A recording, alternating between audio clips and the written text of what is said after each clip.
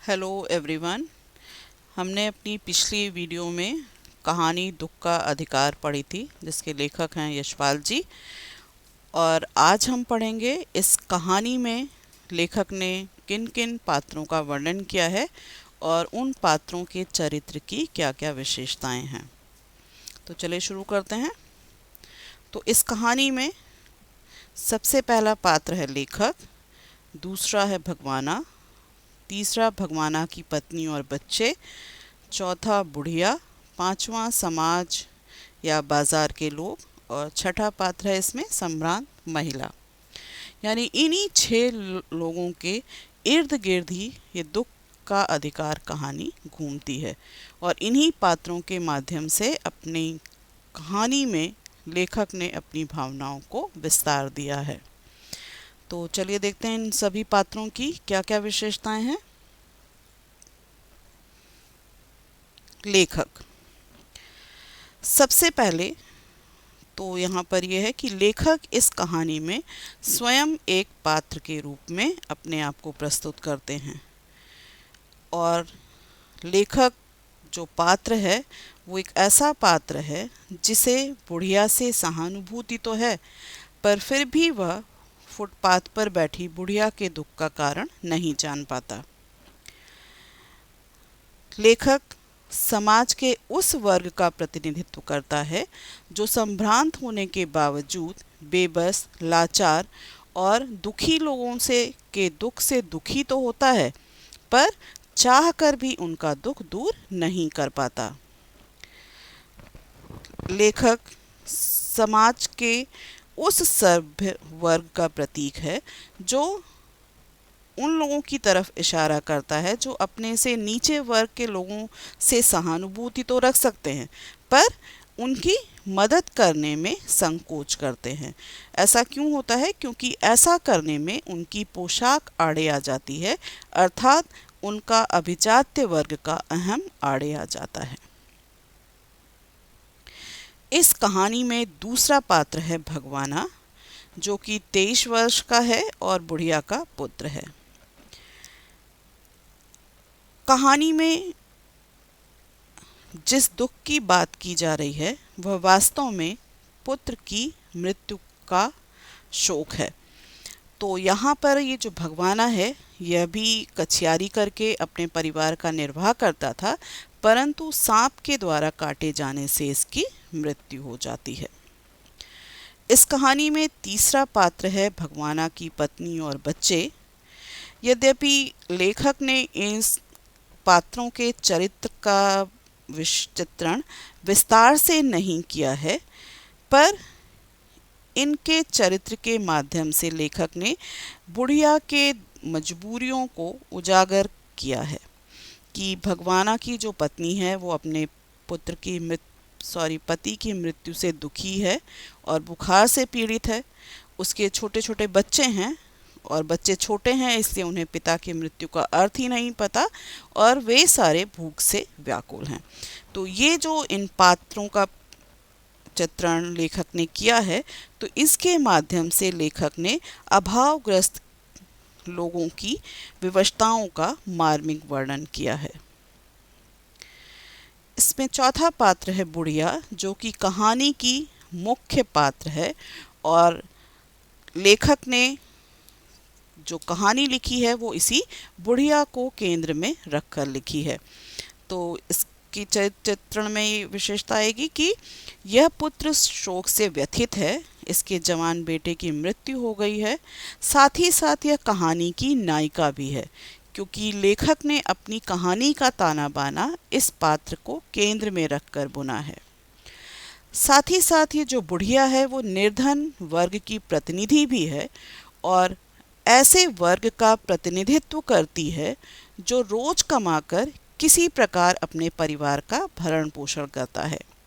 बुढ़िया के घर में भी कोई जमा पूंजी नहीं थी। बीमार बहू की देखभाल और बच्चों को खिलाने के लिए ही उसे अपने बेटे की मृत्यु के दूसरे ही दिन खरबूजे बेचने बाजार जाना पड़ता है। इसके अलावा यह बुढ़िया अशिक्षित और अंधविश्वासी भी है।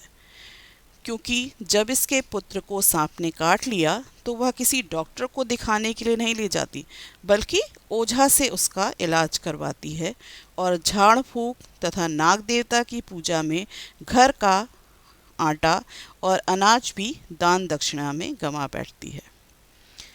वास्तव में जो बुढ़िया है वो परंपरावादी है और समाज के बंधनों को मानने वाली है।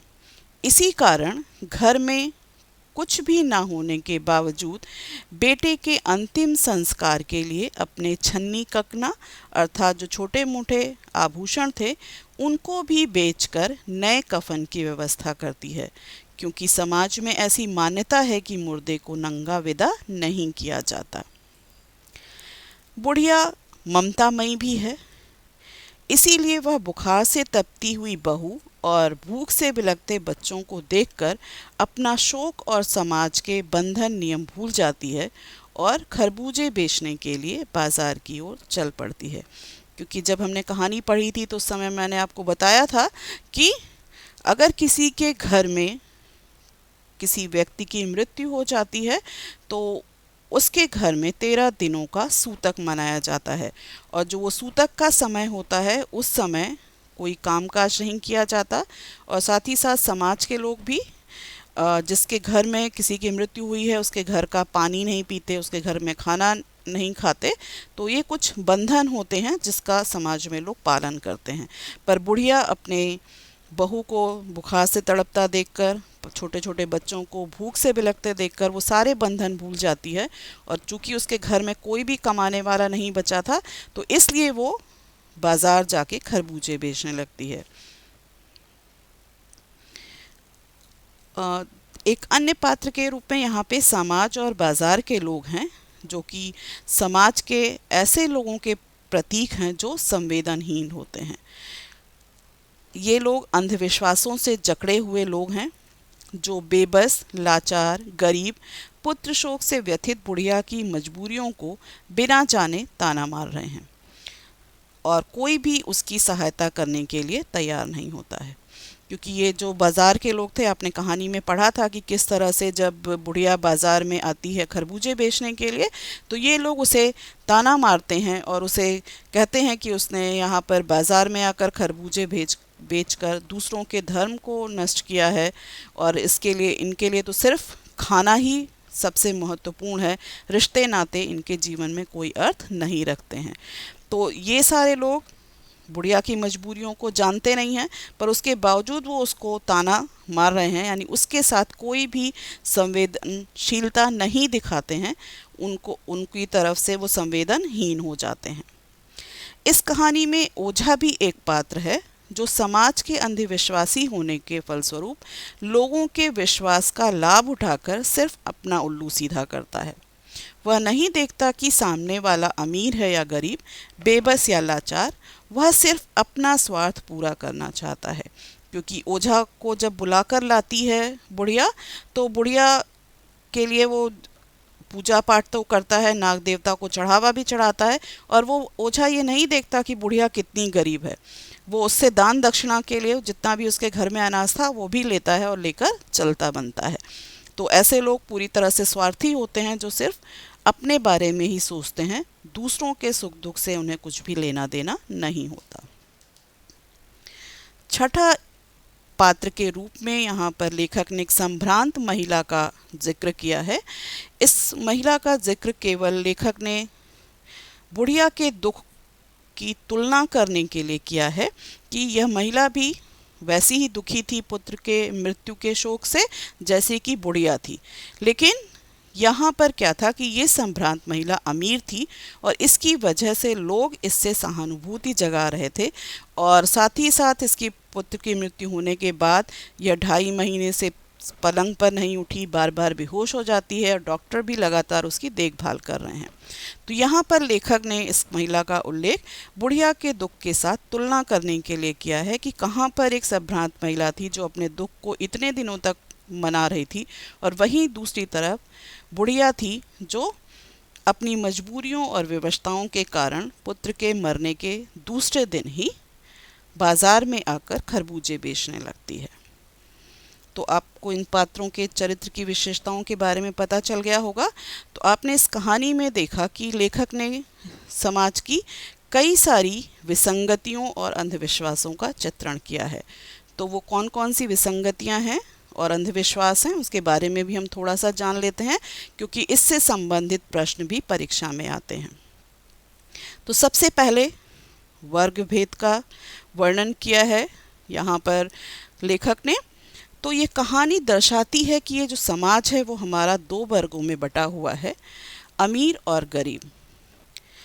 यहाँ पर बुढ़िया के माध्यम से लेखक ने गरीब वर्ग की लाचारी और बेबसी का वर्णन किया है, और वहीं दूसरी तरफ लेखक स्वयं लाला, बाजार के लोग, दुकानदार, संभ्रांत महिला आदि के माध्यम से सबल वर्ग अर्थात अमीर वर्ग का वर्णन किया है कि कैसे उनका विचार होते हैं, कैसे वो गरीबों के बारे में सोचते हैं। तो जैसा कि आपने कहानी में ही पढ़ा है कि बुढ़िया को अपने पुत्र के मरने का शोक है, पर उसकी अपनी सामाजिक आर्थिक स्थिति ऐसी नहीं है कि वो अपने पुत्र के मरने का गम मना सके। गरीबी और भूख की मारी बुढ़िया बेचारी सोचती है कि वह अपने बेटे की मौत का गम मनाए या परिवार की भूख का समाधान करे, क्योंकि बुढ़िया जो है वो अपनी आर्थिक मजबूरियों के कारण अपने परिवार का पेट पालने के लिए बाध्य है। तो होता क्या है कि बेटे की मृत्यु के दुख पर उसके परिवार की जो भूख है वो भारी पड़ती है, और वो निर्णय लेती है कि वो खरबूजे बेचने के लिए जाएगी और जो भी सामाजिक बंधन हैं, जो परंपराएं हैं, उसको वो नहीं मानेगी। वहीं दूसरी तरफ जो अमीर वर्ग के प्रतिनिधि हैं, जिसमें लाला, दुकानदार और वो संभ्रांत महिला लेखक भी आती है, तो यहाँ पर लेखक ने बाजार के लोगों और दुकानदार और लाला के माध्यम से इस बात को स्पष्ट किया है कि जो अमीर वर्ग है, यानी जिसकी आर्थिक स्थिति अच्छी है, वो दूसरे वर्ग के बारे में कुछ भी नहीं सोचता। वो नहीं विचार करता कि सामने वाला कितना मजबूर है, बस वो अपनी भावनाओं को ज़्यादा तरजीह देता है और अपनी भावनाओं के बल पर ही वो दूसरे को ताना कसते हैं। यहाँ पर जो संभ्रांत महिला का जो लेखक ने वर्णन किया है, तो वो भी वही था। संभ्रांत महिला इतने दिनों तक अपने पुत्र का शोक इसलिए मना सकी क्योंकि उसकी आर्थिक स्थिति अच्छी थी, और क्योंकि अगर उसकी आर्थिक स्थिति अच्छी नहीं होती तो उसे भी मजबूरी में अपना परिवार देखने के लिए कुछ ना कुछ तो करना ही पड़ता।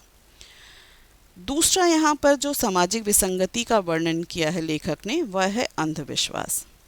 तो इसमें बुढ़िया के माध्यम से लेखक ने ये बताया है कि किस तरह से समाज में अंधविश्वास फैला हुआ है कि जब सांप ने काटा भगवाना को तो वो डॉक्टर को बुला के नहीं आती, उसे विश्वास होता है कि वो ओझा बुला के लाएगी तो उसका बेटा ठीक हो जाएगा, और वो उसी ओझा को बुला के वो पूजा पाठ कराने में ही जो कुछ भी उसके पास बचा था वो भी सब कुछ गंवा देती है। तीसरा यहाँ पर जो सामाजिक विसंगति का वर्णन लेखक ने किया है वह है रूढ़िवादी परंपरा। रूढ़िवादी परंपरा यानी जो सदियों से परंपरा चली आ रही है उस पर जब हम बिना सोचे समझे विश्वास करते हैं तो वो एक तरह से रूढ़िवादी परंपरा हो जाती है। तो यहाँ पर एक पंक्ति भी लेखक ने लिखी है कहानी में, अगर आपको याद होगा, कि जिंदा आदमी नंगा भी रह सकता है पर मुर्दे को नंगा कैसे विदा किया जाए।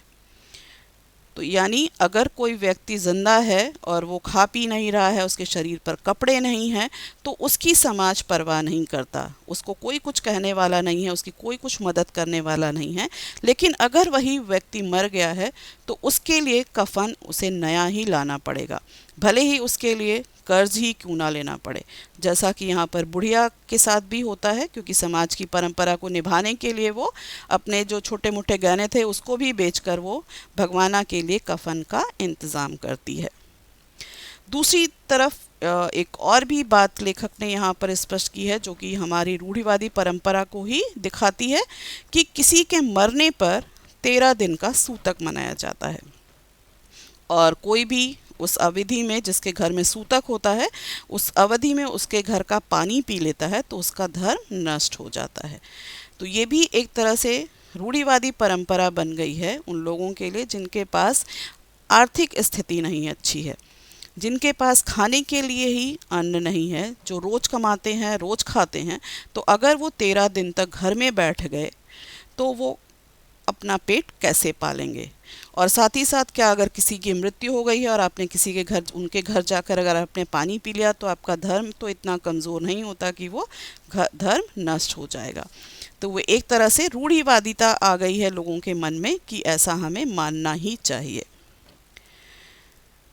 इसके बाद एक और यहाँ पर सामाजिक विसंगति का वर्णन किया है लेखक ने, समाज की संवेदनहीनता। और ये बाजार और लाला दुकानदार आदि के माध्यम से लेखक ने व्यक्त किया है कि जो वो दुकानदार थे, लाला जी थे, समाज के जो अन्य लोग वहाँ बाज़ार में खड़े हुए थे, वे सारे लोग जानते थे कि बुढ़िया के पुत्र की मृत्यु हो चुकी है, पर उसके बावजूद उन्होंने उसको ताने कसे, उसको बुरा भला कहा, उसको ये भी कहा कि वो सिर्फ रोटी के लिए ही ज़िंदा है। यानी उन्होंने ये जानने की कोशिश नहीं की कि उसके अगर बेटे की मृत्यु हो गई होगी तो वो कितनी दुखी होगी, क्योंकि दुख जो है वो सबको तोड़ता है। दुख कभी भी ये नहीं देखता कि कोई व्यक्ति अमीर है या गरीब है, सबको एक जैसी अनुभूति होती है। तो यहाँ पे वो समाज के जो लोगों का वर्णन किया है तो एक तरह से वो संवेदनहीनता ही थी कि जो समाज में ऐसे लोग हैं जो सिर्फ अपने बारे में ही सोचते हैं, उन्हें दूसरों की सुख दुख से कुछ भी लेना देना नहीं होता। तो आशा है आपको इस कहानी में वर्णित पात्र, उनके चरित्र चित्रण और साथ ही साथ समाज में जो विसंगतियां और अंधविश्वास दिखाई देते हैं, उन सभी के बारे में आपको जानकारी हो गई होगी। धन्यवाद।